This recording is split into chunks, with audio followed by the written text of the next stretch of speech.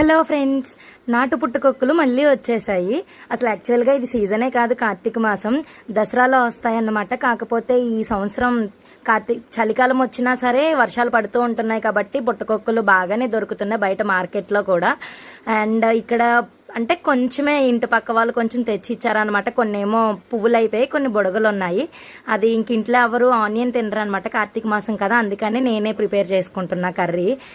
Just నార్మల్గా అంటే chicken కర్రీలానే చేసుకుంటాము. ఉల్లిపాయలు వేయించేసిన తర్వాత అల్లం వెల్లుల్లి పేస్ట్ వేసి, ఇవి ఆల్రెడీ క్లీన్ చేసి పీసెస్ కింద చేసుకుంటాం కదా, ఇవి వేసి ఒకసారి కలుపుకోవాలి. దీని మీద మూత పెట్టి ఉంచుకోవాలన్నమాట. పుట్టుకొక్కులకున్న వాటర్ అంతా వచ్చేస్తుంది. చూడండి, ఇక్కడ మనమైతే మిడిల్లో వాటర్ ఏమి వేయక్కర్లేదు. చూడండి ఎంత వాటర్ వస్తుందో. అది ఇంకిపోయేంత వరకు కొంచెం ఫ్రై చేయాలి. తర్వాత ఇంకా మసాలాలు ఉంటాయి కదా, గరం మసాలా, జీలకర్ర పౌడర్, అది వేసి వేయించిన తర్వాత కారం, సాల్ట్ వేసి మూత పెట్టుకోవాలి. వెంటనే కలపకూడదు. అండ్ కావలిస్తే కొంచెం వాటర్ వేసుకోవచ్చు. గ్రేవీ కావాలనుకున్న వాళ్ళు ఆనియన్ పేస్ట్ కూడా వేసుకోవచ్చు. బట్ నాకు ఒక్కదానికే కాబట్టి నేను ఇంక ఇలా చేసుకున్నాను అనమాట, వాటర్ వేసుకోకుండా. సూపర్ అంటే సూపర్గా చేసుకున్నా. టేస్ట్ అయితే చాలా బాగుంది. వేడివేడిగా తింటే అబ్బా ఎంత రుచి. బయట మార్కెట్లో కూడా మష్రూమ్స్ దొరుకుతాయి కానీ అవైతే ఇంత టేస్ట్ ఉండవు అన్నమాట.